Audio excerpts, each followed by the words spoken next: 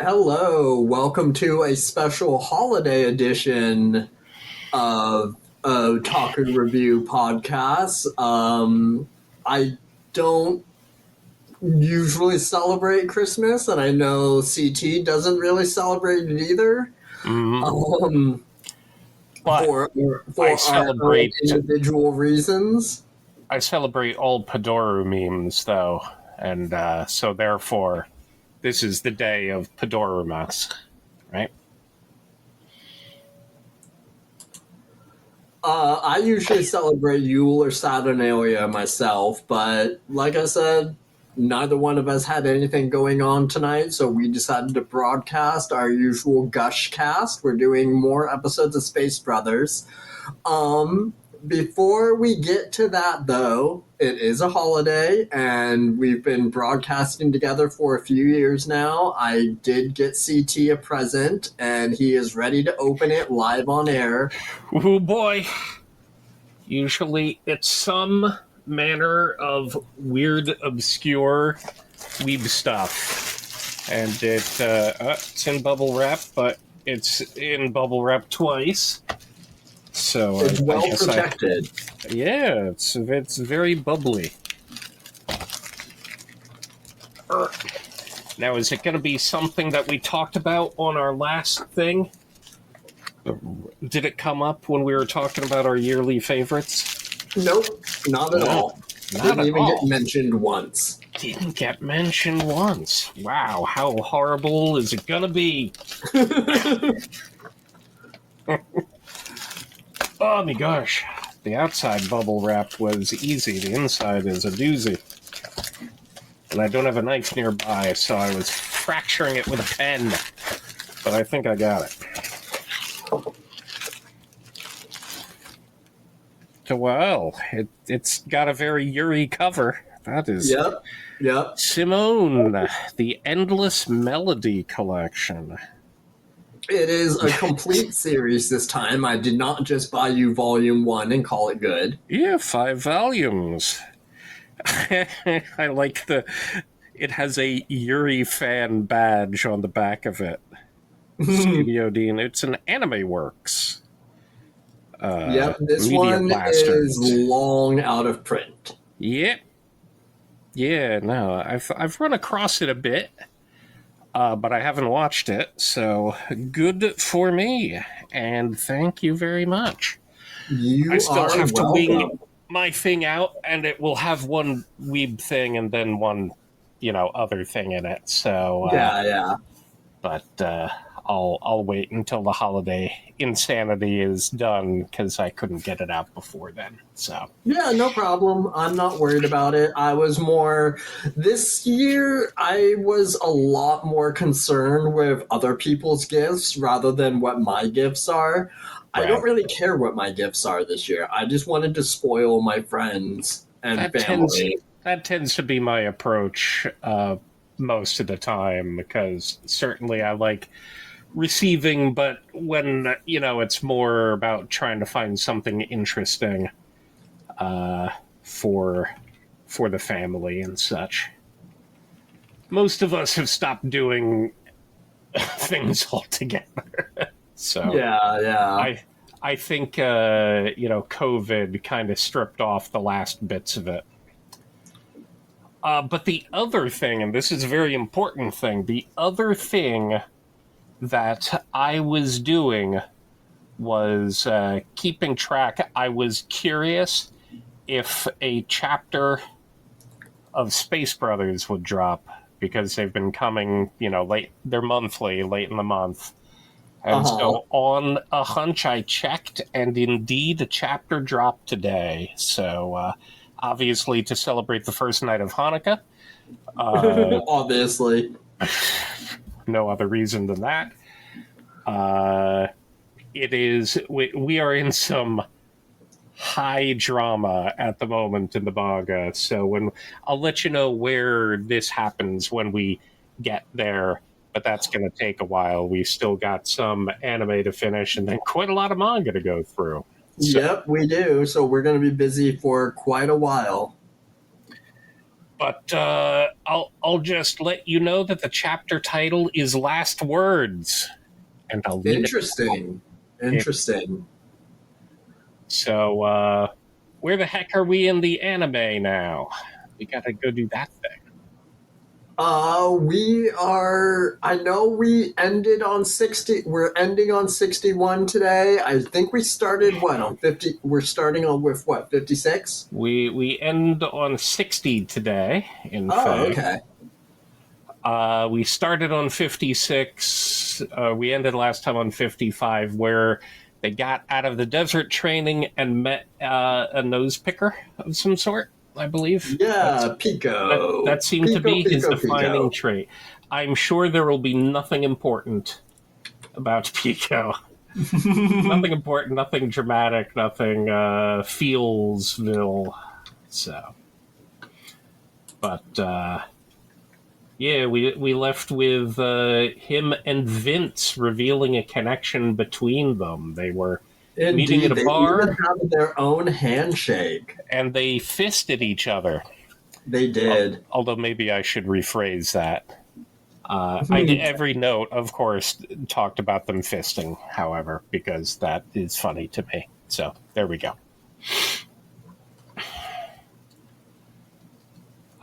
So where do we re-enter then? It's a good title for a drunk. Episode 56 is called Promise to Drink. So what could this promise possibly be except involving the drunkard Pico? I hear a by the cat way, you wants can to ignore the podcast. sound of the cat in the background. We could use a co-host, so if you want to invite the cat as well. I'm not even sure which cat that is. I think it's Lasagna. Well then.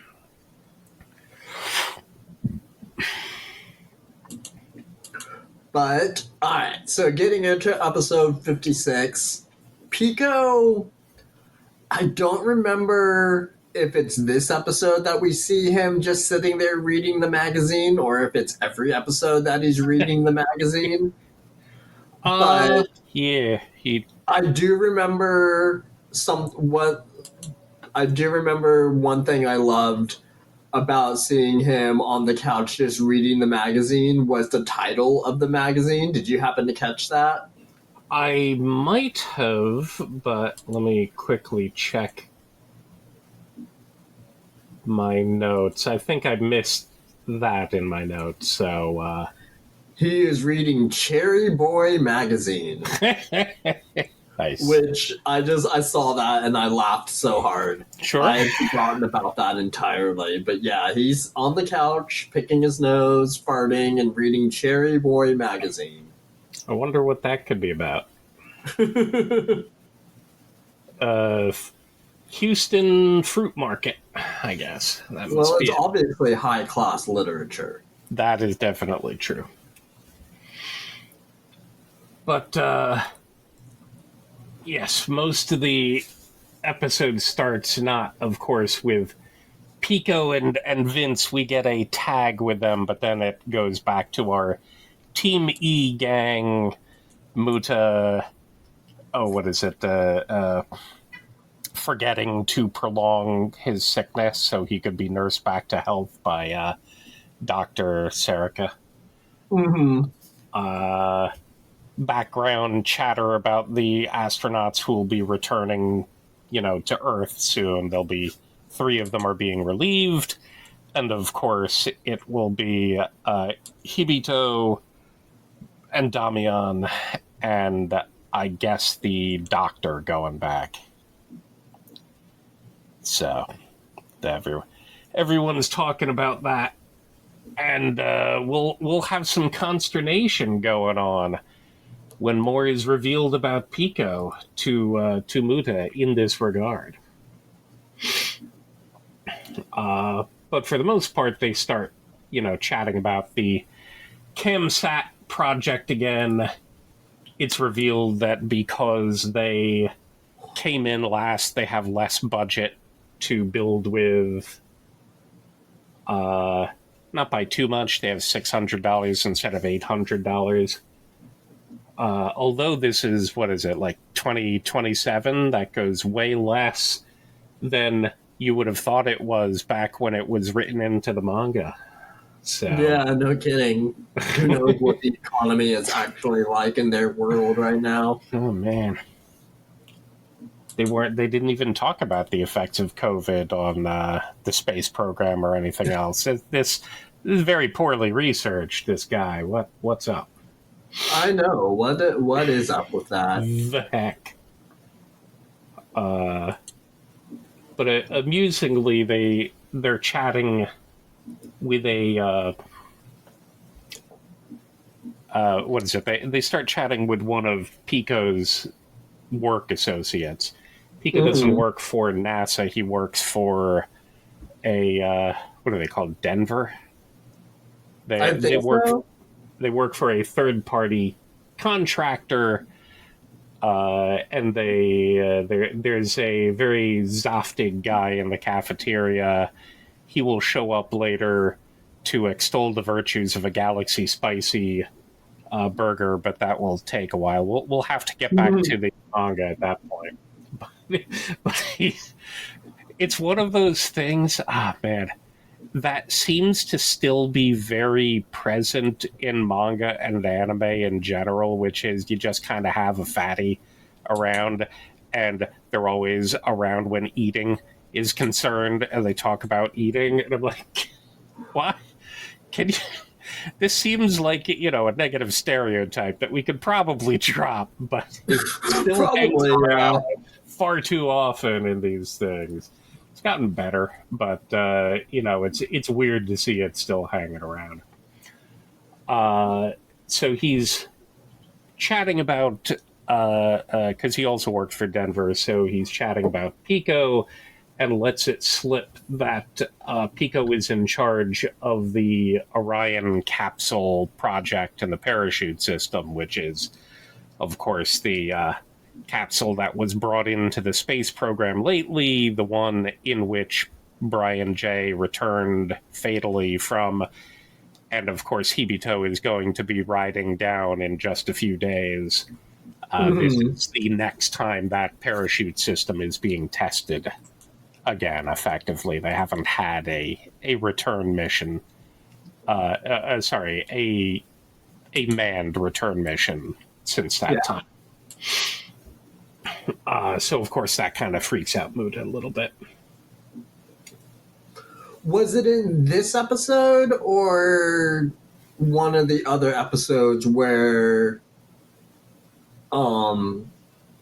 it was revealed that the whole problem with Brian J's parachute was that someone left-handed had folded the parachute? The next one, I believe, involves where they reveal about it. I couldn't remember where that was revealed. No, it is this episode, actually. My notes has it in this episode. Because basically you get revelations mostly about Pico and the system. Muda's freaking out. It's all interspersed with them talking about, building the project, Serica looking for designs. But Pico is thinking about the Orion system, so we get flashbacks to Pico when he was working on it initially, when he was interacting with Brian. Although I think most of the Brian scenes are next episode. However, you get scenes with Gates, who is as close to a villain as this series gets. The dreaded cheap ass, bureaucrat. So they built in for a couple failures in the parachute system, but they had an extra failure, and that's the one you're referring to, where there was a human failure in the system that was not foreseen, where one of the people doing the parachute folding was left-handed, and that created a different kind of fold in the system and wrapped the chutes up and caused another crash. And it was after that Gates pulled Pico and Denver from the project and gave it to another company called New Air to do it because they will, that Denver wasted tens of millions of more dollars, and the other guys promised they'll have it done on time and cheaper. And we know what happens when you let a contractor underbid another one. Obviously, we all know what happened to Brian's return flight. That's been very much a focus of the whole series, a focal point of most things. So, so revealed throughout the episode, we get things, and effectively by the end, the guy. It's revealed that the guy, even while he was chatting with with Muta and Kenji in the cafeteria, even the end of his conversation, he was confident that, he mentioned that Pico was pulled off and was confident if he had stayed on, they would have come back safely. So we get to sort of reframe the rest of the scenes of the episode because we kind of think that there was a danger spot, and we're looking at Muta evaluating Pico and Pico thinking about things, and then you get to reframe the whole episode from the point of view of that guy being confident that, Pico was a strong engineer and it was the fault of them being pulled off that caused the accident that took Brian out. So, in the meanwhile, though, Pico does not represent himself because this is the episode where he starts taking nose shots with chocolate-covered peanuts, and one of them ends up in Muta's hair. Yes. Which he later eats.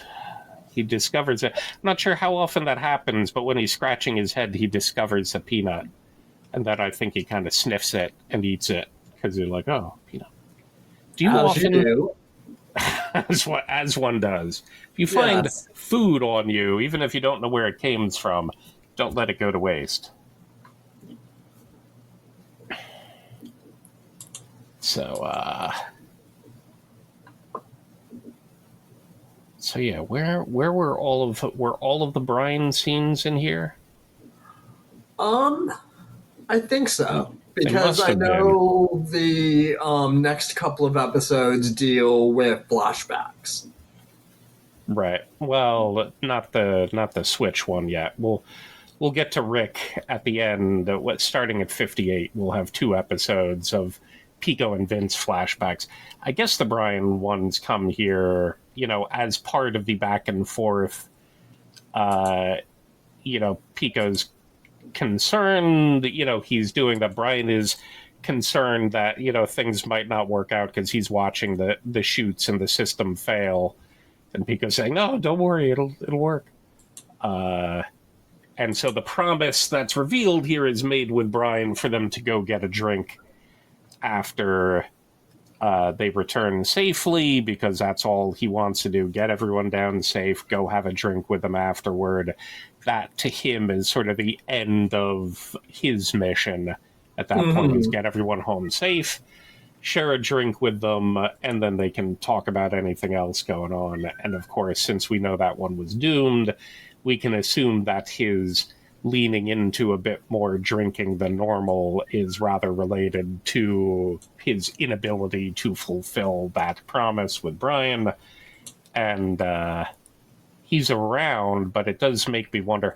I guess it's just that Denver's been pulled back in and they're handling the system still because, they know it. And one assumes in the last 3-4 years, I don't know how many years it's been since the accident. I should have a timeline built and keep it around so I can keep How that. Dare you not have the exact date specified? What the crap, me? But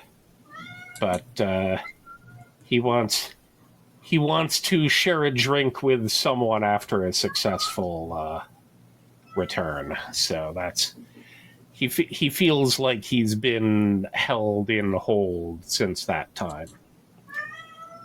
And his switch is related to it, and that's what we get into with the next episode, An Engineer's Switch.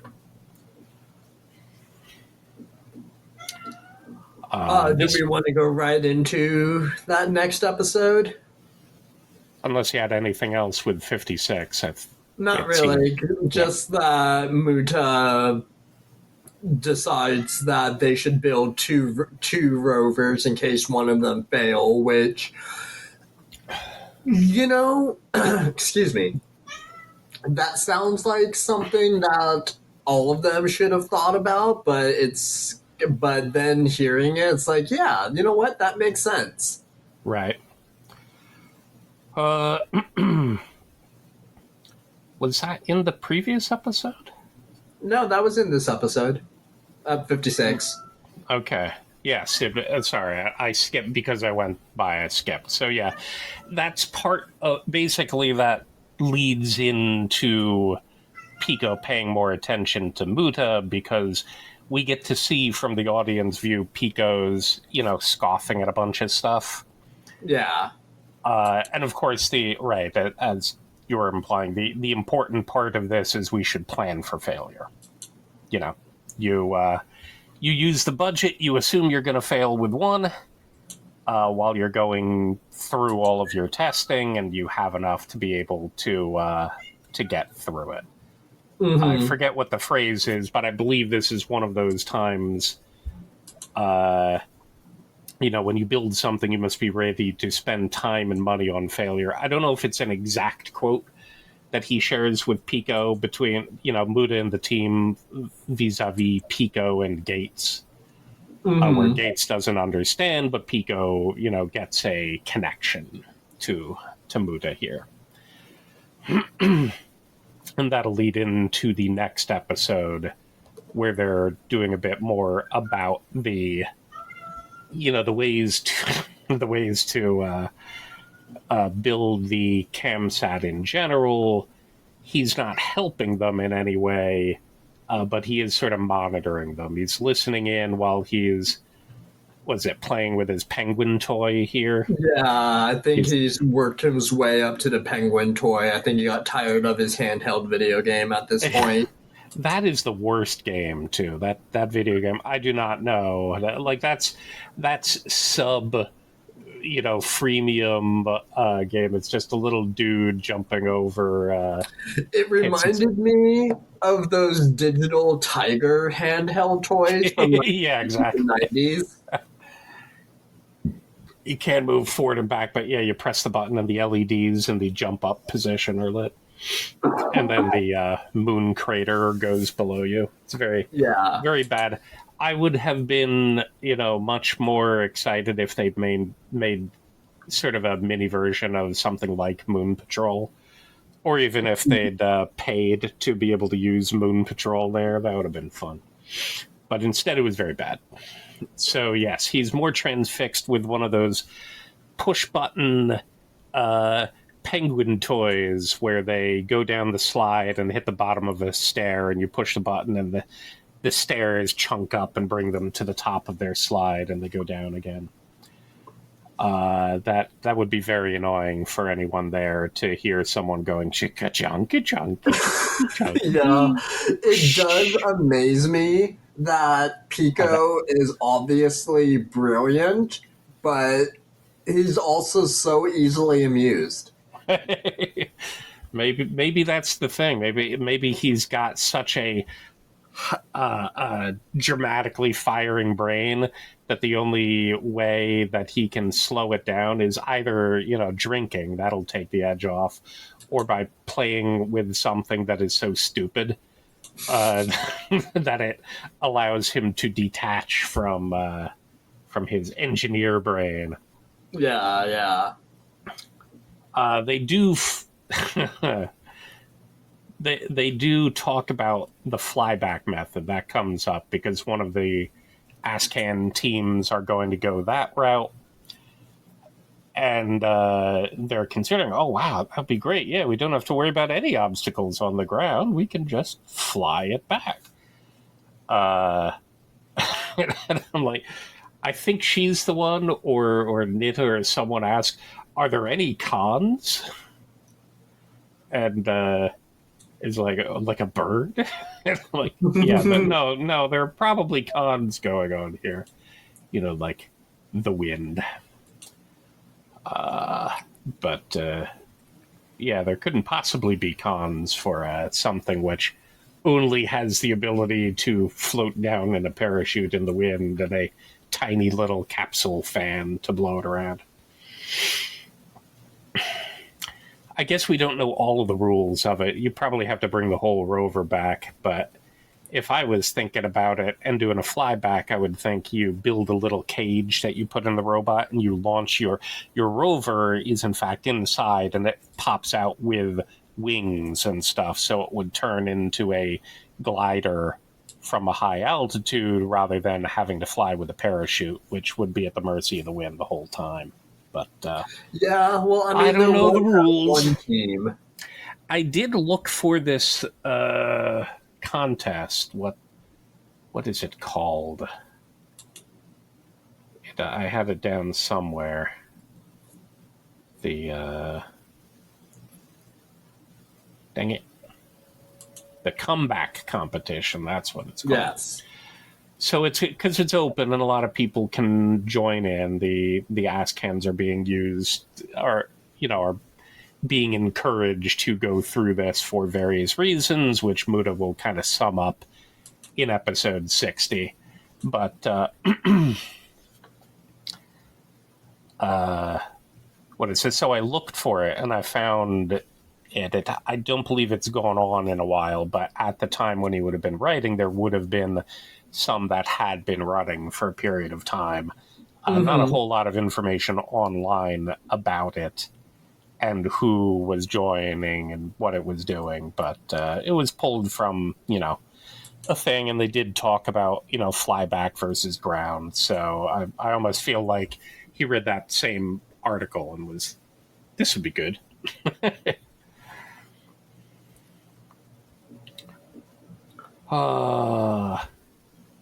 So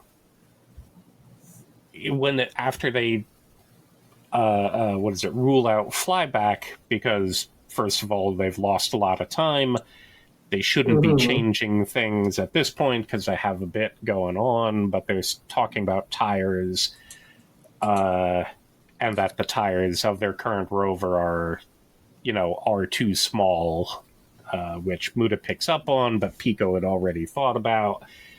So he's like, oh, okay, they're at least not dumb enough to keep going down this route. So they're talking about sorry. They're talking about options, and they're like, okay, can we make an expandable thing like this? They're looking at a few options of how to basically create expandable tires that'll let them go. I forget what Pico thinks. There was something that Pico was considering, maybe one of the ones with the sort of rods that are intermingled at an angle that could expand there. But Muta gets hair inspiration, which of course is always great, and decides, because his hair is all spongy, he's like, hey, we could use sponge for it. Lightweight, compressible, shock absorbent. The first point where Pico, really, he was paying a modicum of attention to the group up to this point, but this was the first point where he really actively started to get engaged. Right, because he hadn't thought about that, so he was surprised and interested. His switch is at least being finessed a little bit. It may not be fully on, but he's there at least enough to finally contribute something rather than snarking in the background. Yeah. And so, of course, his contribution will go along the lines of, the parachute system, making sure they have that together well so they don't fail, because that would be his specialty. Parachutes and introducing sexism to the. I mean, not from his specifically. He just relays the history of parachutes to a degree, and that it was mainly women's work folding them and putting them together because they could imagine the importance of it being correct because it's their husbands or their boyfriends or their fiancés who would be on the other end of the chute. So it feels like the trope of the way things are better, of course, is if you can feel the love put into them. In this case, it's importance, a certain value on the other side that helps you treat the engineering or the mechanics of it properly. So he starts mainly, I guess, it's Serica who's doing that. But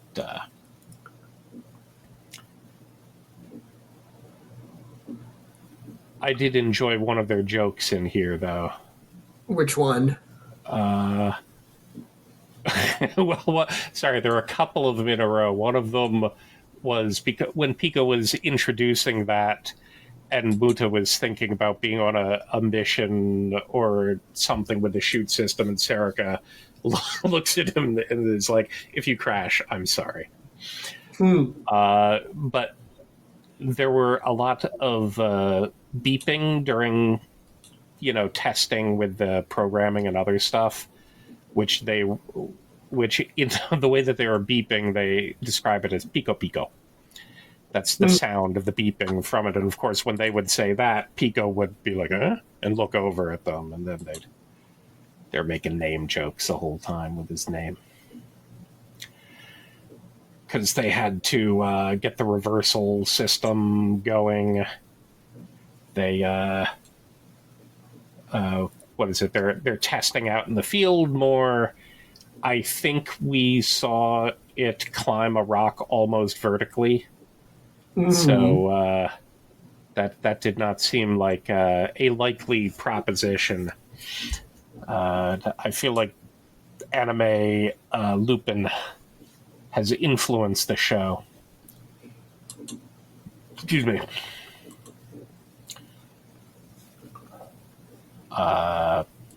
Pico brings in more games and challenges Muta to them at some points, which is funny. His toy, one of those plastic fishing games, and something called Hyper Soccer, which Muta trounces him at because he knows the failure of soccer loss. The tragedy of Doha has prepared him to play little kids' games of soccer. I think Pico's toy robot also humps the rover at one point, which is, this whole episode is kind of like a training montage, but with them poking at little bits of their rover and improving the functionality of it, and also Pico and others playing stupid games and with toys in the background. But they eventually get through the whole system. They're happy with the way things are going, and then we end the episode leading to a similar situation because Pico has told Muta to wait outside and get a ride with. He's invited Muta to go drink with him at a particular bar, and it's the one that Vince and him meet up at. So Muta gets into the car with Vince, and they take off to go to the bar, and Vince does the same thing that he did with the Team A military hard asses, and he's like, I'm putting on a little speed, and they go barreling down the road. Now, I forget we start here. I know next episode there definitely isn't one, but we start in these episodes to have lost those NASA picture of the week. things, where Child Hibito goes bum ba ba, and they show off Oh, is that a where this picture. happens? I believe we have just now started to lose them. I know it's not in the next 3, so it might be either 57 is the last time I remember it, or it's the last time. It's the first time that it stopped. So I think we have officially lost out on those, but we are How not yet. sad. We are not yet at the other thing. So You're going to make me discuss that, aren't you? well, obviously, when it comes up, we will have to discuss it, and when it finally disappears, we will have to discuss it. But the audience will have to prepare themselves for it. That's all. So the next episode, did you have anything else from this one? Or From 57? No. Okay. So let us move on. How does earnest failure start us off? With this one, we start off with Vince and Muta having a very tense car ride.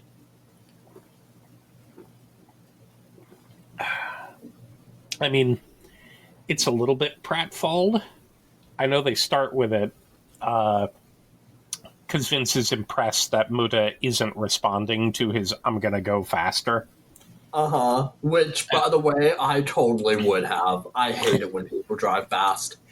I wouldn't be. See, here's the thing. When Vince was doing it with the other guys, it was in the middle of the day with traffic all around. And I'm like, if you're going to gun it in the middle of traffic, that's you being an idiot. This one is like the middle of the night and no one else is on the road. As much as I might not like it when people drive fast, I don't think it would be terribly concerning because it's like, well, short of a deer jumping at us, I think we're okay. But why is Muta okay with it? Is he deep in thought, or is there some other reason? I don't remember. I know he's deep in thought because he's thinking about Hibito. I don't remember if he specifically says that he's okay with the fast speed for. Oh, right, it's because of Daniil. There we go. Daniil, that's right. Yes. I had to remember that for a second. He's like, I remember exactly just being picked up randomly and thrown into a situation with a guy driving recklessly. It's like, compared to Daniil, this dude is barely driving over the limit. He's much less reckless. And Vince is like, chin scratching. This will come up again later, I believe, where after Vince witnesses Muta's flying, he'll know who he trained with. Yeah. Daniil Young. We'll come back to you, old man. We'll enjoy your time. So what did you think of Vince's question to Muta and his personal answer? I thought Vince's answer was more interesting. This felt very much like, remember when they were all in the Test 3 arc, and they were asked to write a letter to the press to talk about why it's important for them to keep on having their missions. Vince leans very much into considering the media their enemy, and of course that was the hostile entity at that time. So it felt like returning to the same problem. In this case, JAXA with their press, so you assume NASA with their press, the media, is like, what, why should we care about this? You're wasting money for it. But then he leans into it a bit more and starts basically going into the scientific community and space enthusiasts as well, but ones who advocate for unmanned space flight, the robotics industry, specifically astronomers, because they look at everything without endangering anyone, so they would more be concerned with unmanned missions that people can't die in because it still gives them the information. Those are important. Your Hubble telescopes and your stuff like that. And Vince considers all of them the enemy because, going to space. There's a reason he considers it very much an important reason for astronauts to be exploring space, not space to be explored. Muda, of course, I feel like it's a very Muda eventual reply to it.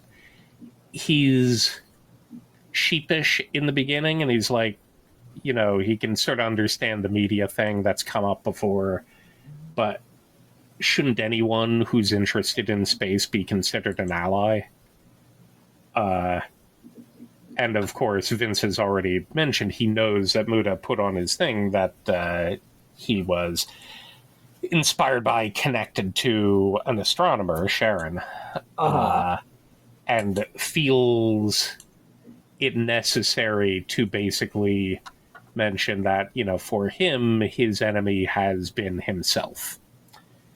And of course, his worst enemy, at least, has been himself. He was his own cause for not pursuing this dream previously, so all the delays, being behind Hibito, being, years away from getting to space even still, all of this was, his lack of confidence and lack the inability to follow through on the particular dream, and someone who was very important in helping him reclaim it was, of course, Sharon. So he wants to good boy everything and make sure they all get along. Sharon, of course, is one of his most important allies in all of this, and he feels like, you may have your concerns with certain astronomers and that they don't value human spaceflight very much. Obviously, humans still have to be involved in launching satellites most of the time, or repairing them, depending. I guess the James Webb didn't actually, it was launched automatically, so. But future, building of things on the moon, stuff like that, it will have to involve astronauts to a degree. So, they still, to do their kind of space exploration overall, they will still, ride the same rocket together for a while.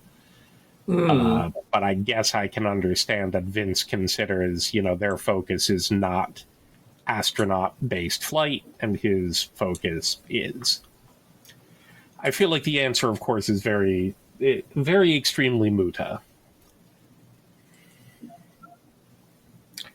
Was there anything that you might have expected him to bring up otherwise, or that seems off from one or the other of them? No. Muta's answer, where he talks about how he was basically his own worst enemy, really relatable content. Because I think most people can empathize with that. The idea of being their own worst enemy and sabotaging themselves. Boy. I think most people can relate to that. So when Muta answered with that, it was just really relatable, and it made him even more human. Yep. He is a very soulful soul. But yes, of course, that connects me even more with Muta. Self-sabotage is the only kind of sabotage I'm good at, I guess. So. Yeah. I know eventually that's doing all too well. Of course. They do arrive at the bar, and they do chat a little bit.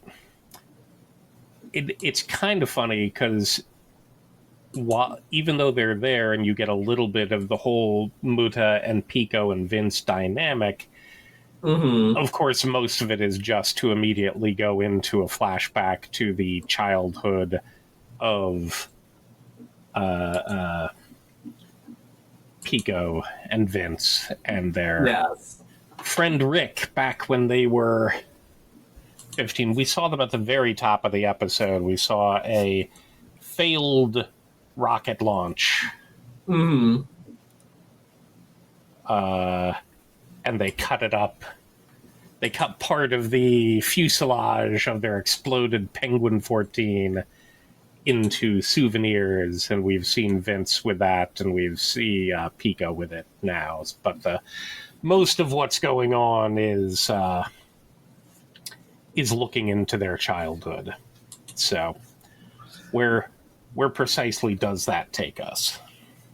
Well, we go into childhood, and the childhood of Vince and Pico, I should say, and once again, in other series I would complain about this, but for some reason when Space Brothers does it, I don't mind. But this is the episode where the unlikable characters become likable all of a sudden. And Space Brothers does this a lot. That is true. They do this a lot, and I would normally complain about this happening all the time. I've complained about it in other shows, both anime and non-anime. But like I said, but for some reason when Space Brothers does it, it's just like, okay, you got me again. Now, were you expecting it? I guess we were expecting a bit from Pico because we understood from the previous episode that he's haunted, by the events of his inability to stay on the project, and Brian J. and the rest of that crew dying because of it. So we understand that, and that softens our attitude towards him. Were you expecting primarily more from Pico, or basically was the Vince tie-in more surprising to you, or was it because you saw them both together? Were you kind of expecting, okay, well, obviously both of them have to be sort of redeemed and humanized in our eyes in the near future because they just met at a bar and fisted each other? I'm not going to stop. I love it when you phrase it like that. I personally, when I first saw them do their little fist bump, I was intrigued. I wasn't expecting this much history between them. I also was not expecting for Vince to be likable. The first time I watched this, I was ready to write Vince off right away. I was like, oh, he's just a prick. Yeah, well, he's the different kind of military hard-ass prick. Team A was filled with basically, gung-ho macho guys and, who I would generally dislike, and he's not the gung-ho macho one, but that's the kind of attitude that Vince obviously values. And even at the beginning of this episode, he's considering so many people effectively against him or against the astronaut system that he values so much. So he's willing to place himself specifically against them. So indeed, he does not seem like a terribly redeemable guy. But since we go back to when they're 14 or 15, effectively, we get to see what shaped them. Now, here's the part that I think I would usually... the redeeming characters, I'm, as you say, that, my excuse me, let me step back a bit, because it does frustrate me a lot in a lot of other series But when it frustrates me with those other series is when they've basically made certain characters unredeemable, Uh-huh. and then the author decides or the studio decides to try to redeem that character. Oh, here's this thing over here. And I'm like, yeah, but no, they've been abusing their child for the past 5 years. You don't get to pretend there's been a reason for it. Uh, you can maybe make a case for, the generational abuse and having something to say about that, but so many times they seem to try to pretend like you can redeem a character, and I'm like, nope. So Scum's Wish has one of those, and Hanebado has one of those, and a whole Mhm. lot of series will act like, well, if we say that there's a reason that they did this, you're fine with that. I'm like, no, fuck you. But you don't get that here. We get people who we see only the surface level of and we dislike because they're assholes. But then when we're introduced to more of them, they're redeemable because we can see the humanity in them, and it also tends to change them over time, or at least it reframes them enough that we can understand where they're coming from. Azuma, of course, is one that's done very well, because he feels like an aloof one. You think he's going to act out, and then you realize, all you basically had were rumors from other people because he's cold and aloof, and you don't know him at all. And I think the author does that very well with most people. You don't know what's going on, and you don't like them until you know what's going on. So Mhm. here's where we get to know, what built Pico and Vince, and it's largely their friend Rick. And they are, when we see them, they're basically, they feel like the equivalent of Muta and Hibito as kids. They're older than when we've seen those two in flashbacks all the time, and Mhm. they mostly went to Jackson, did stuff. We kind of fall off. We don't get a whole lot of flashbacks of Hibito and Muta in the older bracket, except sort of the one point when Muta seems to be giving up and Hibito is still going forward. We get like one scene with that, but we don't see them pursuing their dream uh, very specifically, whereas these three have basically made a friendship with each other. They're such a great town name. They're in a mining town in Pot Hill, Minnesota. Yeah. So it is a very tropey, everyone there, everything is based around the strip mine.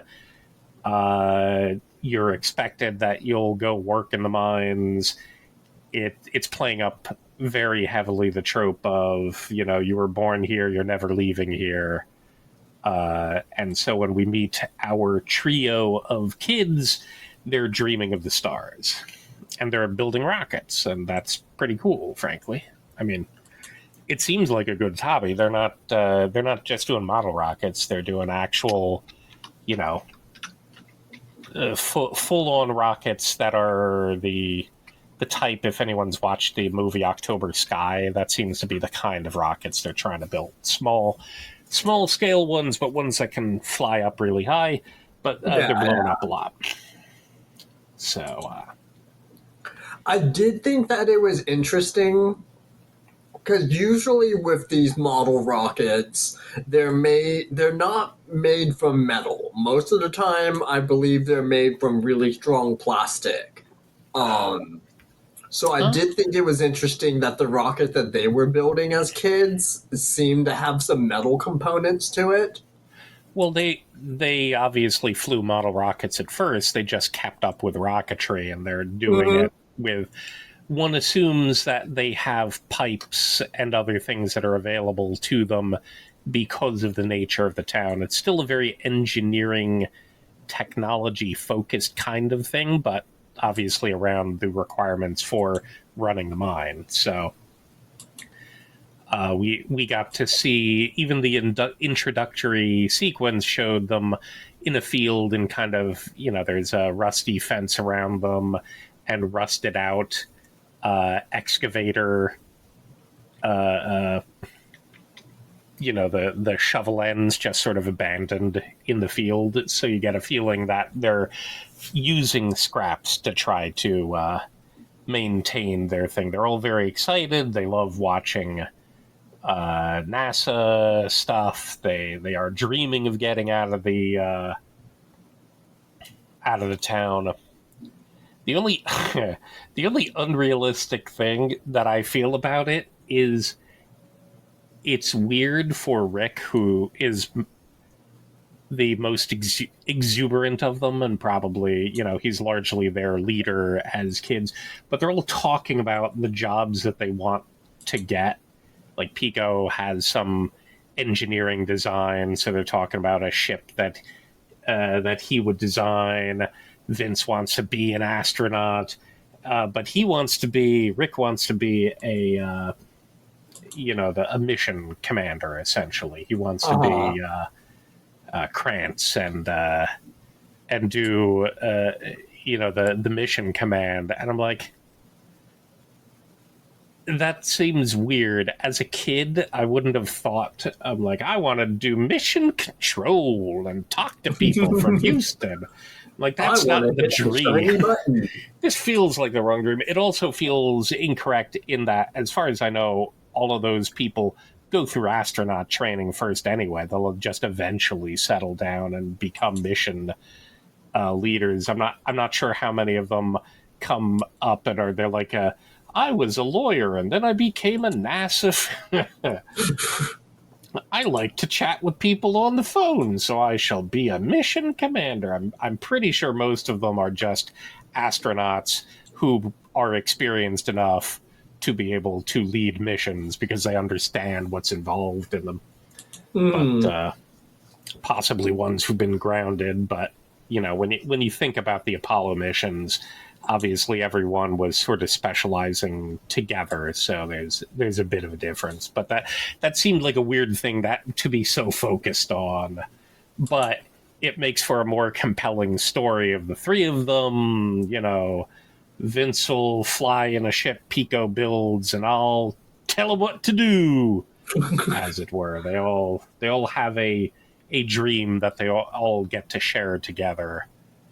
Although you'd think that the one would be like, we'd both fly in an important mission. We'd both go to the moon on a ship that Pico built. Opposed to, I'll talk to you on the phone. But so in this one, I feel like the more objectionable part isn't that we're trying to see characters being redeemed. I just feel like we're being beaten over the head by the trope of the mining like three against the world. They're against their family, their fathers especially are dominant. The school guidance counselor, whose guidance is explicitly give up on your dreams and just live a comfortable life doing mining engineering stuff, because that's all you're worth. You'll never escape here. No Pot Hill person has ever escaped Pot Hill. I'm like, whoa, slow down, little show. I understand what you're trying to tell me, but you put a little bit too much juice behind that.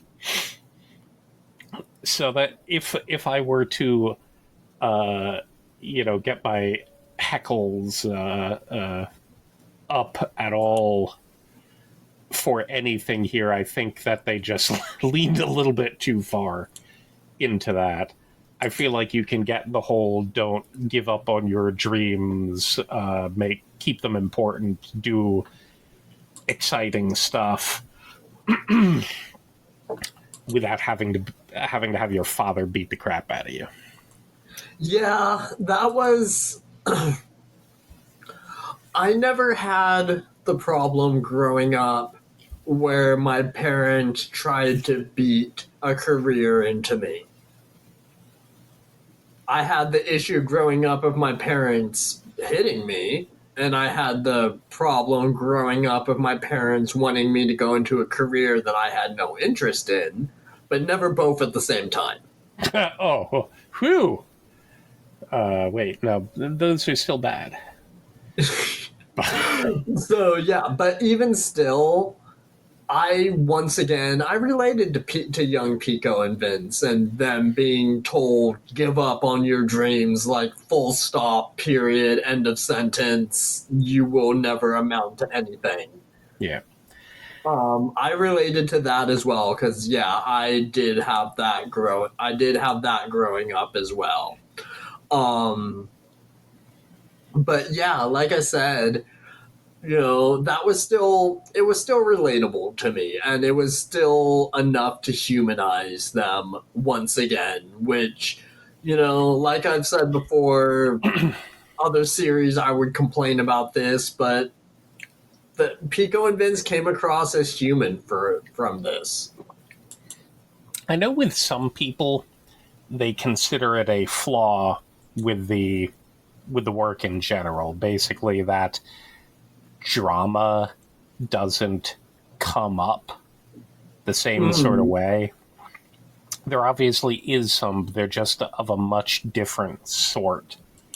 And as part of it, it's the drama of Muta against himself and sneaking through by luck, and then when he can get through by skill and will,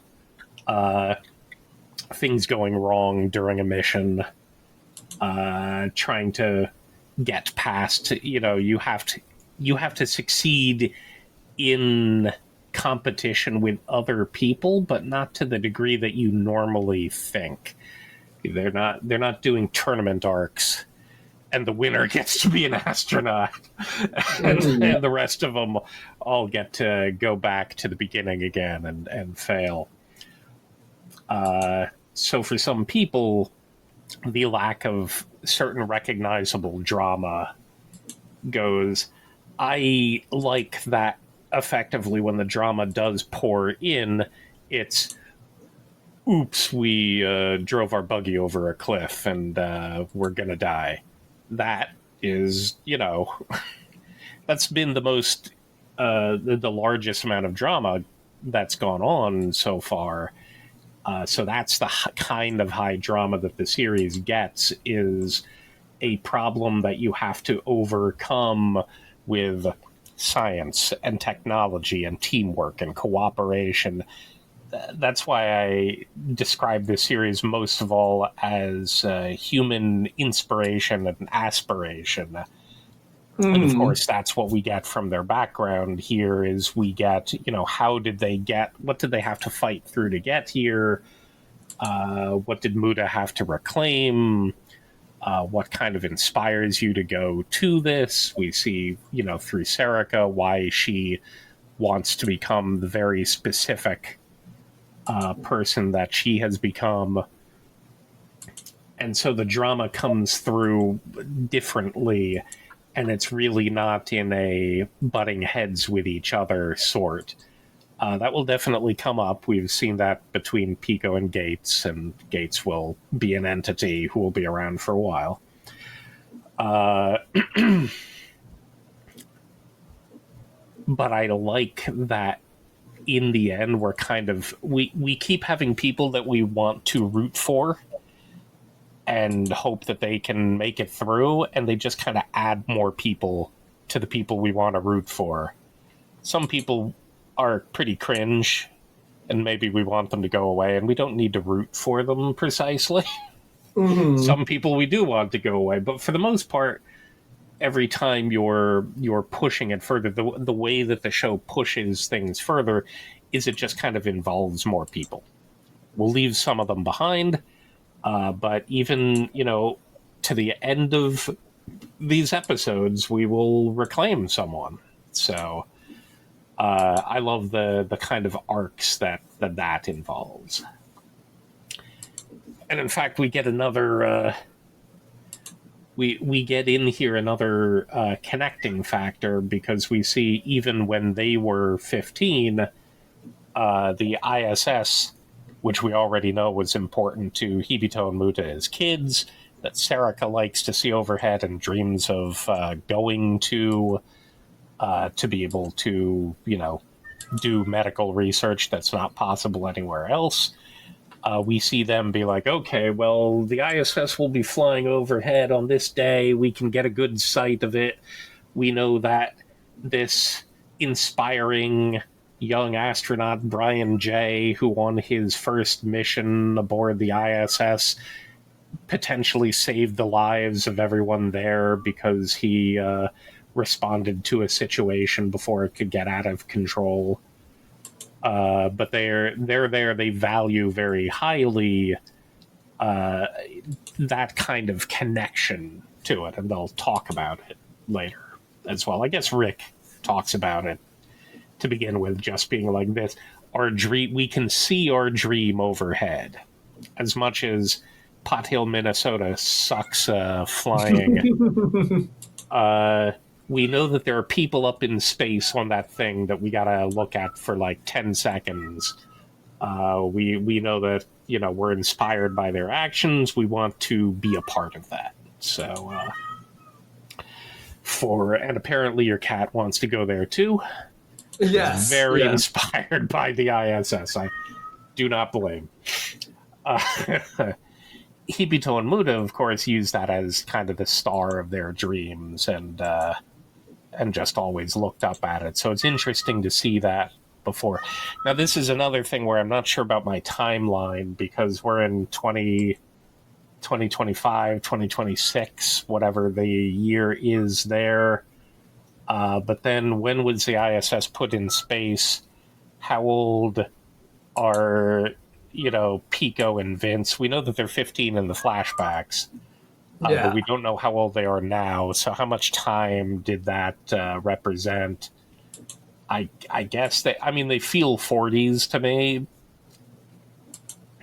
One thing for sure is Brian J. does not look 30 in that flashback. No, he really doesn't. They did not consider redrawing the the Brian J. model a little to be, you're 30 now. It's like, no, that man is not 30. Or he's 30 in Patrick Stewart years, where he looks 50 since he was 20. That's possible. It's been done. I feel like there's another guy. It came up in a Back to the Future thing, because Christopher Lloyd and Michael J. Fox just did a, they posted a picture of them. Yeah. And Ray commented that Michael J. Fox is 63 now, and Christopher Lloyd was 47 when they made that movie. And, first of all, it makes you feel your age quite a lot, which, Oh, yeah. Oh, boy. But that man looked 70 when he was 40. Go back to his time on Taxi. He does not look potentially in his 30s, whatever that was. But he seems like another one who could be that. So, hey, Brian J. could just be one of those. But I think it's just because they didn't want to draw off the model, come up with a young one. Pico looks a little weird as a 15-year-old as well. Rick's the only one who kind of gets to look at, because he's a new character. The others, we've seen them in their aged forms first. At least Pico eventually grew into his nose. That quite a nose. Quite the nose. So yeah, I enjoy the ISS prominent connection. But even though Rick has answers to the guidance counselor, who's like, Gene Kranz went to this university nearby. He's not even talking about going there. He's like, I could go to St. Louis University. They're like, they would never accept a person from Pot Hill, Minnesota. Yo, chill out, guidance counselor. He seems to be programmed in a very specific way. Never let anyone escape. Screw our child. All of our children must go into the mind. Is it a cult? It's possibly a cult. I don't know. If anyone from Pot Hill, Minnesota is listening, let me know how realistic this sounds to you. It's possible this town was made up, but who knows? Right, and they end the episode. Excuse me. They end the episode with Rick basically gushing about, or talking about their dreams, like, "Hey, if Homer Hickam could get out of his podunk town and join NASA and be part of it, we can too." And they're looking up to the ISS. The episode ends, and then again, no more pictures, sadly. The next episode is called Promise Sign. This was a big episode.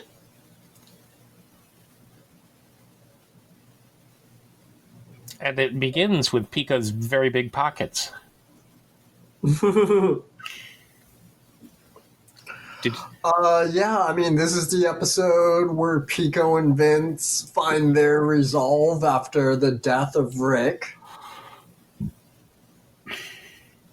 They don't really show that too much in the episode, but they do show the aftermath of the accident and Pico and Vince realizing that life is short and that they have to go for their dreams, which, you know, the death of a friend will do that to you. Yeah, we get... excuse me. This is where... wow, excuse me. This is where we get to see basically the hammer has dropped for Pico and Vince from their fathers. Vince has been forced to attend the next job fair because they skipped a job fair to go on the hill and hang with Rick and watch the ISS. But Pico essentially got beaten into submission. He's got a black eye. And effectively is like, if I don't make the next one, I'm going to get a matching black eye from my dad. So this is where, child assault comes in.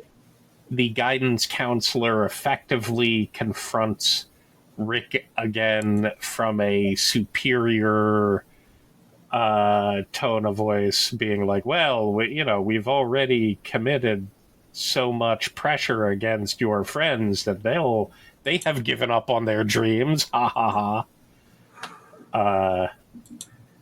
And we have they go to their clubhouse where they've been building the thing, the rockets. They're penguins. I guess that's why Pico likes his penguin slide.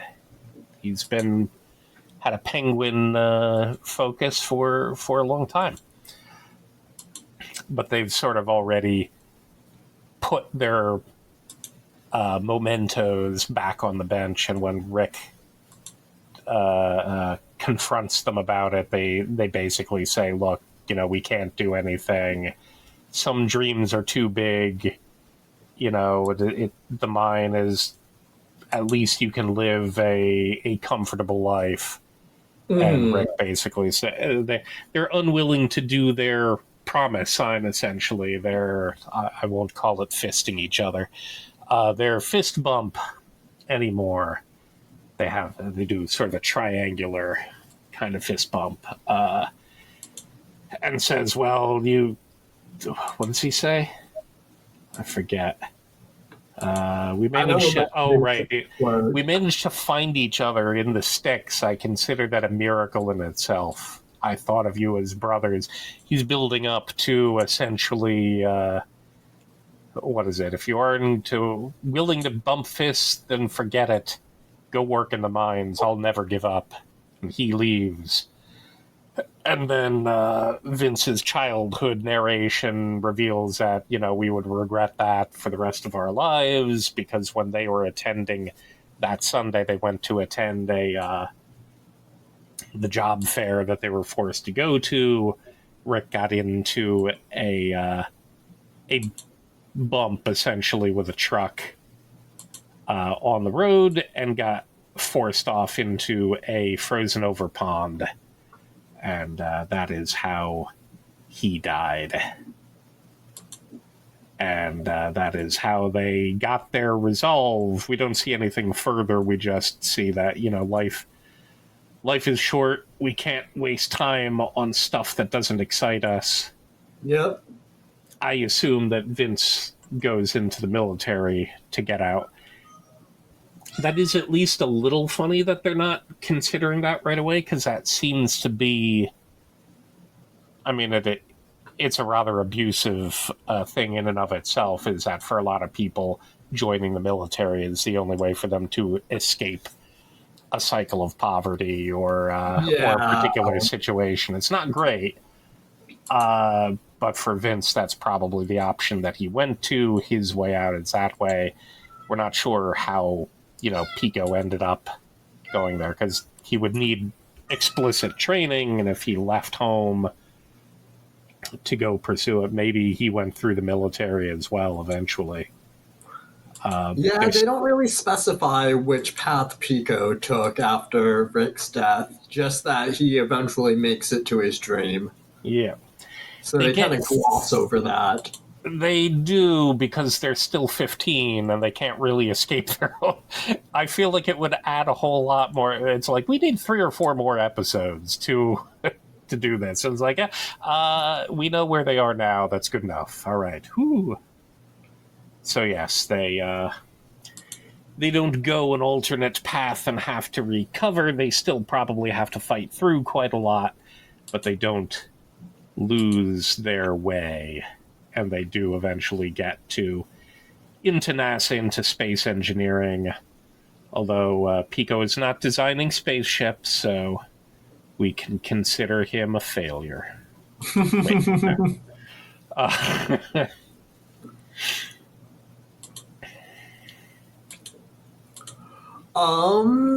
Back in the present,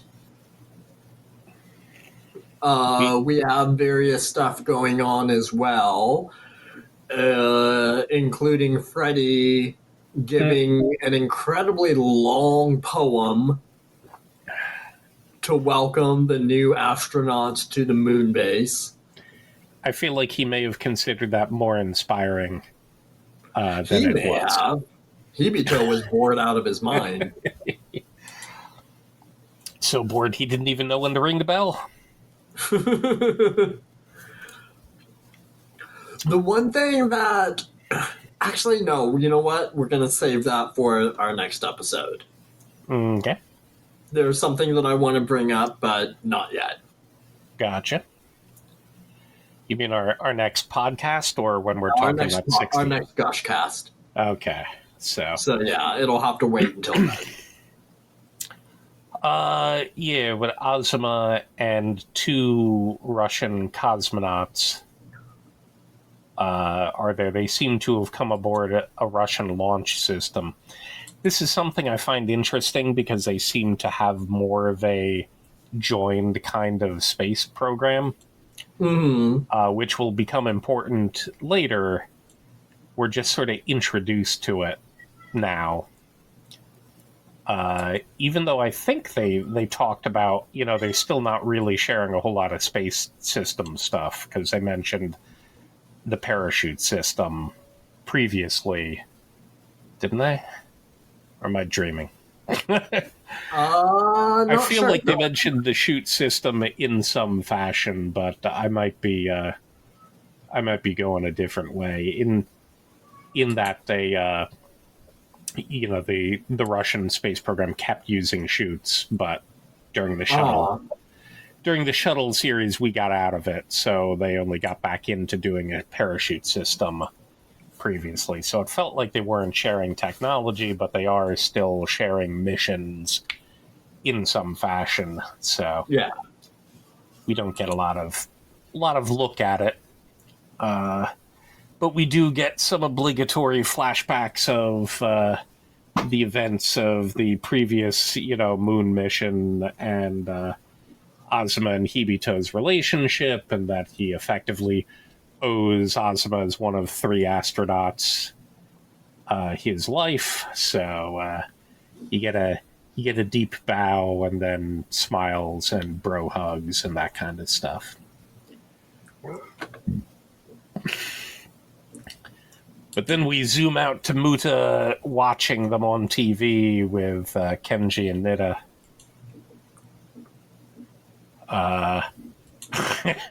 And they reveal more of what actually went on, because while we were at the bar, we, the audience, were involved in flashbacks, and apparently a lot of what was going on was them just kind of ragging on Muta the whole time. Yeah, with Pico pointing out every little idea that Muta had to Vince. And then I guess Vince bringing up his performance during the desert stuff. You know, you came down with a fever, so obviously you don't take enough care of yourself and you don't exercise. And also, when you were leader, you allowed Nita to go back for his phone, and that was definitely not correct. Yeah, because they wouldn't have been able to do that on the moon. Yeah. They get one solitary... teammates had the most accidents, which means you've improved the most. So they get one solitary head pat at the end, but I feel like he probably wasn't having a fun time at the bar.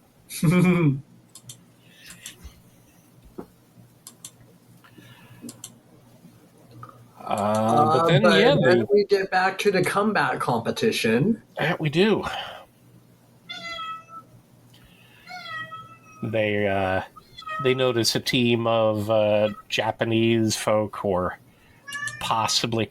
I like how Sarika is like, there's Japanese team or Korean or Chinese, and I'm like, wow, is that, because I feel like that's the kind of thing which is usually implied from our perspective in the West, that quote unquote they all look alike. Mm-hmm. And I assume that there's, more going on there, that they're more recognizable to each other. But when she basically packs Japanese, Korean, and Chinese people together, I'm like, oh, wait a minute. Are they that to each other, too? So, who knows? But their team, Umin Chu, Sea Divers. But then they are told by Pico that rain has fallen the night before, and that might damage their chances. Dun, dun, dun! Yes, the drama has happened. The high drama of Space Brothers. Rain happened. Your sponge tires are bad now. So, basically, we at least see that Pico is invested. His switch may not be fully on because he's not really helping them with this, but he mentioned that it's something that he knew that they didn't, that rain had fallen overnight, which meant there's still a lot of wet ground around the area that will affect them. Mm-hmm. They would have otherwise gone into that blind and been very bad, but yes, they now launch into episode 60. With Pico demonstrating that he too can drive like a maniac. Yes, I guess he is helping Buddha and Sarika go back to the hotel while the rest of them go into the building nearby to examine what they can do to help their tire situation out. Which they do come up with a lot of interesting ideas. Yeah, I like that we approach it from a engineering perspective. You know, they're like, what would Saran wrap do? Well, it would obviously be flexible, but it wouldn't have much purchase. It would be very slippery, effectively, and could you wrap your tires properly in something like that? Could we do it in bubble wrap? It would at least have more grip. But that, again, is considered, how do we can't really wrap it in this. Well, what happens if we wrap it in aluminum foil? And they're like, okay, we can conform to the shape of our tires, but now it's not compressible. If you squish it in, it's not going to expand again later after Hmm. it's launched there. So they're busy basically going through a lot of stuff. Their only real hope is that Amonte can pull a late number so they have more time Which, effectively. they put a lot of pressure on her there. Yeah, well, she's the one with superpowers. I mean, she says I don't have superpowers, but she can tell accurate fortunes, which is effectively a superpower. Uh, and she has convinced herself that maybe she can do something, which is probably the funniest scene with Amonte, in that when she's there to basically pull a one of the options, she sort of closes her eyes and is concentrating really hard as if she can will pulling a late number, and she does pull. It's eventually revealed that she pulls number 6, which doesn't give them a whole lot of time, but it gives them more than they had. So Yeah. maybe an extra hour and a bit over what they would have had if they were in position 1. So they'd have no time for that, but it gives them enough time for Muta to follow the slowest humming janitor in the world back to his supply closet. And he's looking around, and he gets to pull some kind of what is it? I Silicon think it's sealant. epoxy.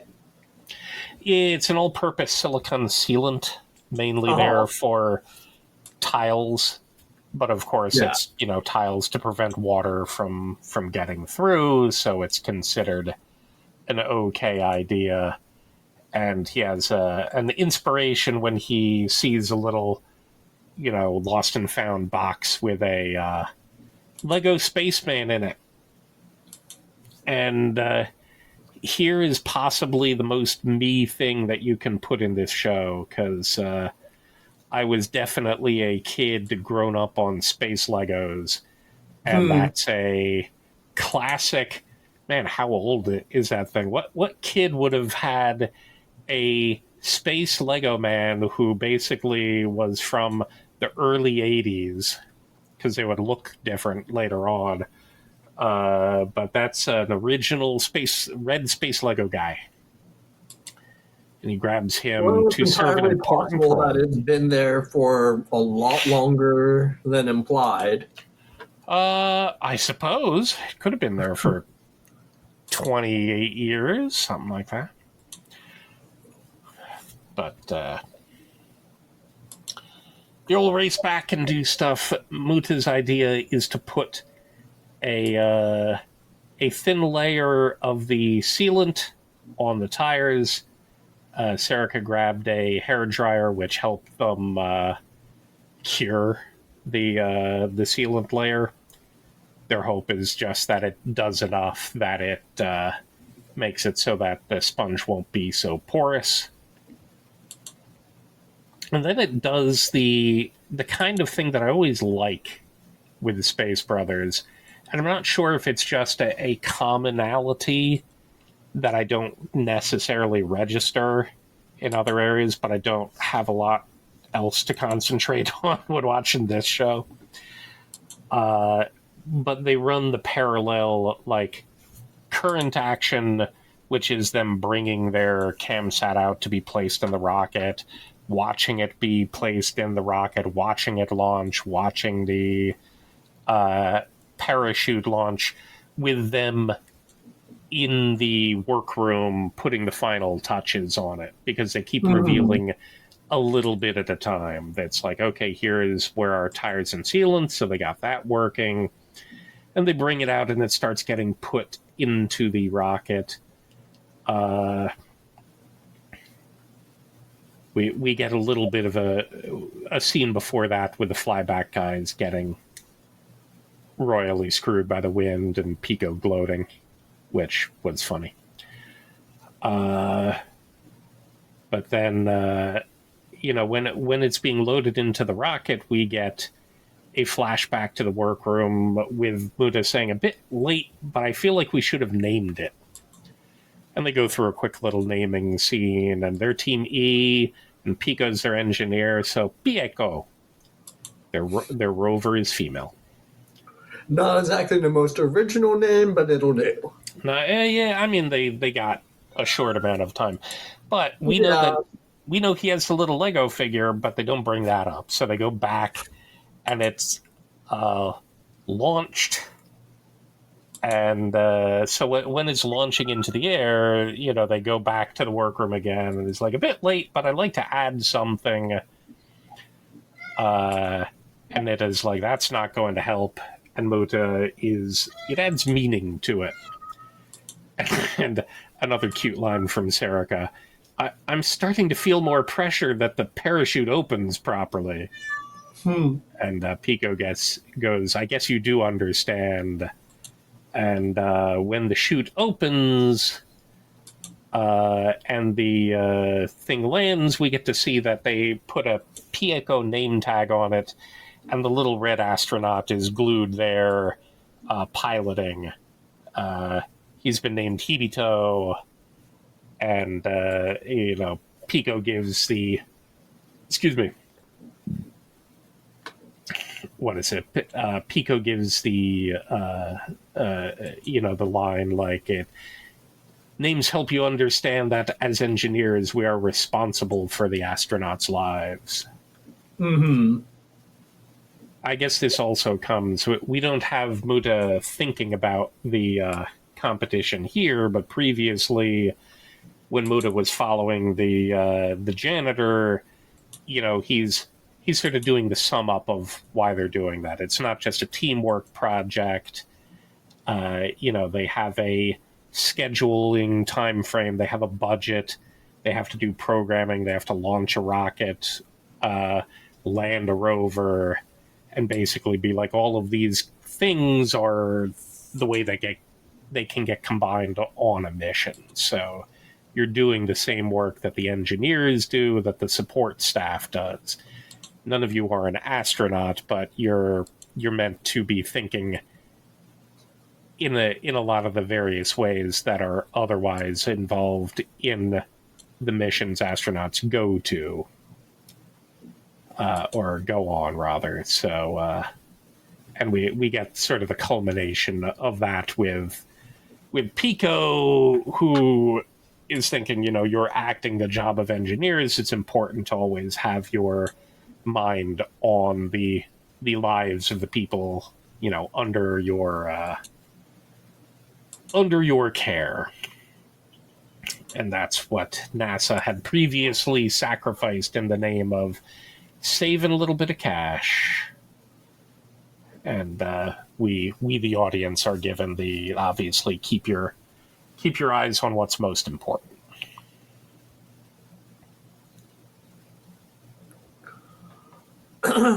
And then to close out the episode.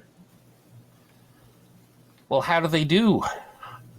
Well, let's see. Their rover does pretty well. They get 5th overall, and they're second among the ASCANs. Yep. Yeah, we got to watch some... Which is cool. It's good for them. My favorite part... We got to watch some scenes of, poor quality 3D CG of their rover doing its business, but... You always have I could accept it a bit more from the spacecraft, but you had all of the characters running alongside. I'm like,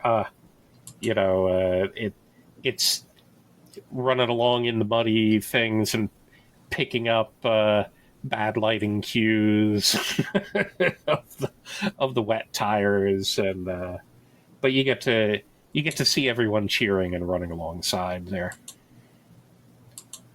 Was what was your favorite part then among Oh, I was just gonna say that this is another thing that Space Brothers does that Again, in other series, I might complain about it, but in this series, I appreciate it. We get to see the winning team. They approach and are talking about how big of fans they are of the Ass Cans. Um, but in particular, their boss is quite a big fan, and so they put their boss on the phone with Muta, and it turns out to be our old friend. Fukuda, indeed. Yes. Yes, I and he makes his return and reveals that he is still working hard, which, like I said, I appreciated this. I like that with so many characters that have been introduced over the last 50, 60 episodes, that we're getting follow ups on some of the more likable ones. and Fukuda is among the most likable of them. So, Yeah, yeah. indeed, maybe not to his family, as the wife and Well, kid yeah. aren't terribly fond of him. But yes, he's joined a company called Swing By. They are developing, and we know what's going on. We get a whole lot of the triumphant Space Brothers music with a lot of flashback scenes of Fukuda chatting with Muda.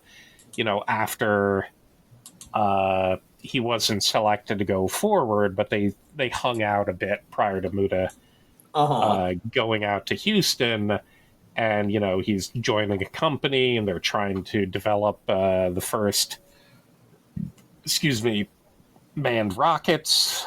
And so we get a status update from him, but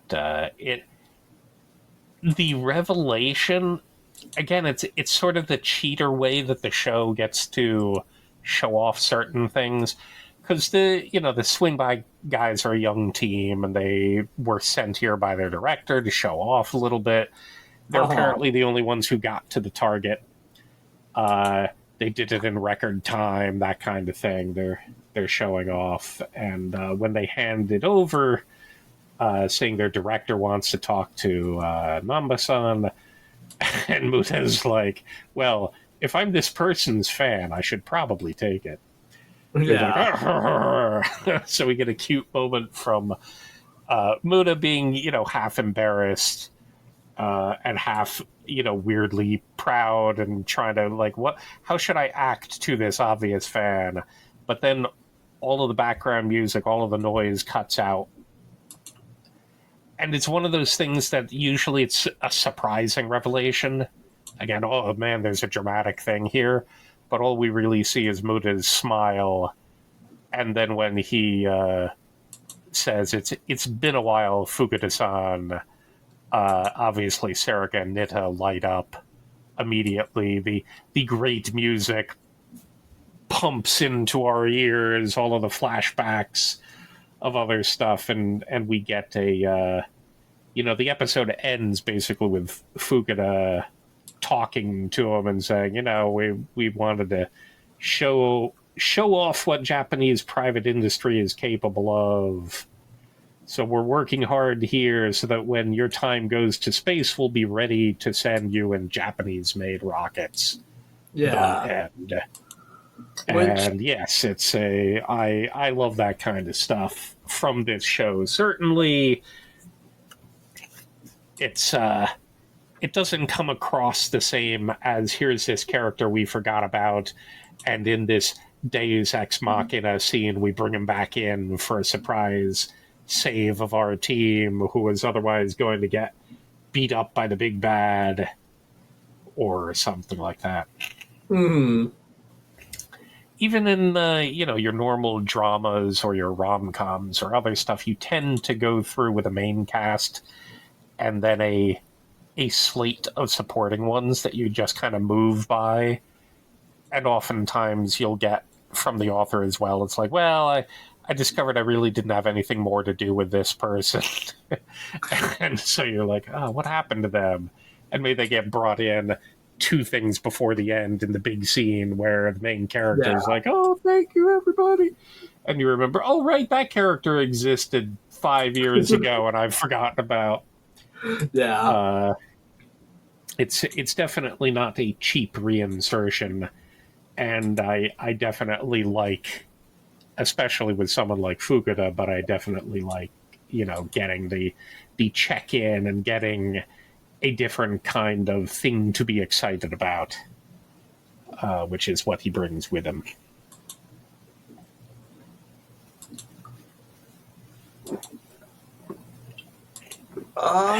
Do we want to wrap it up there and pick up with 61 I the think next so. time we get together? Yeah, that'll be another short enough episode. We're doing 61 through 64. I don't know what manga chapter that goes up to, but probably 120-ish. We got to 112 here. I forgot to do the chapter count. But if anyone is following along or wants to, that's probably close enough. Okay.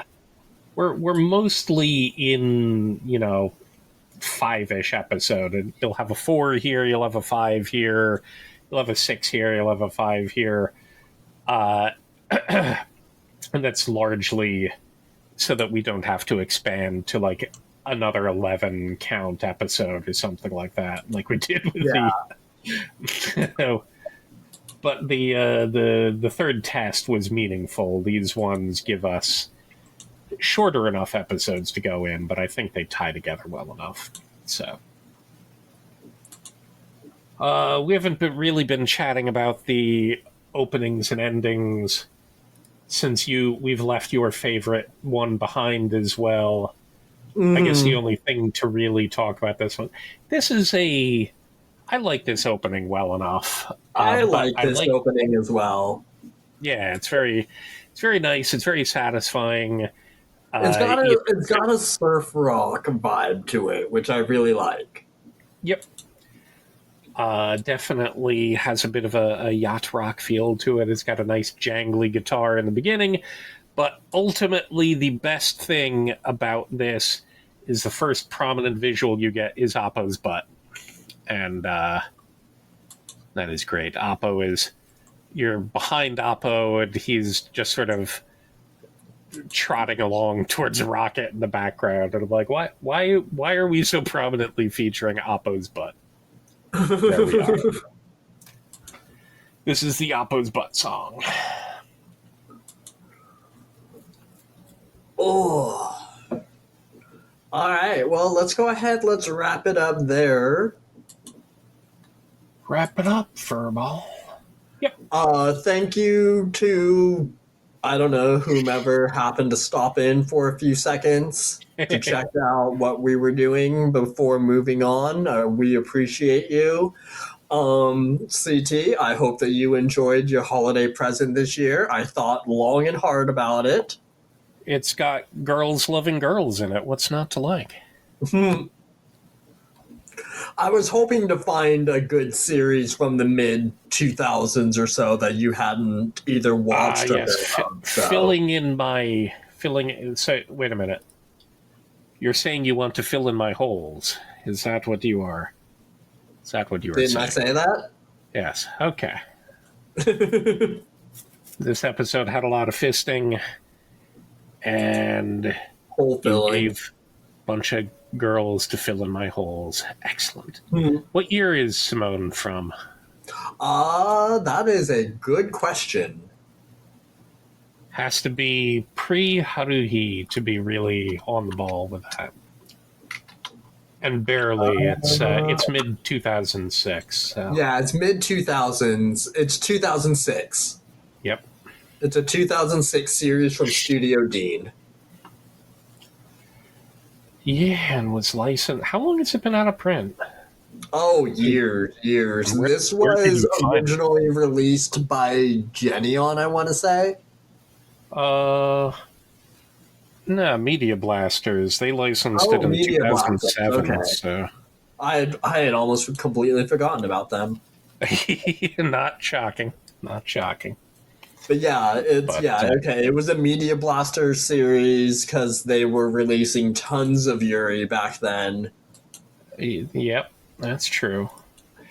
I'm not sure what they release now, but it's mostly hentai. Mostly.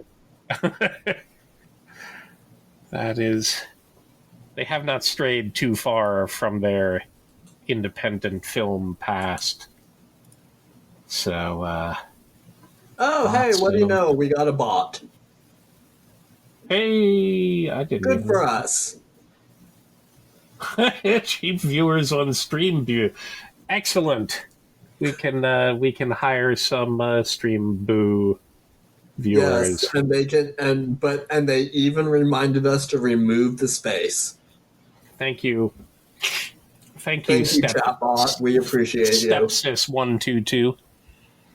You're making me think of series like Kiss X Ah.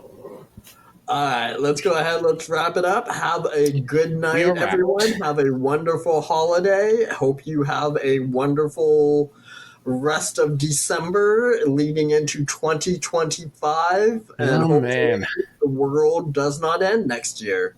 Probably will, but we'll probably, but we'll get as much into next year as we can before the end. Hooray! Night all. Night.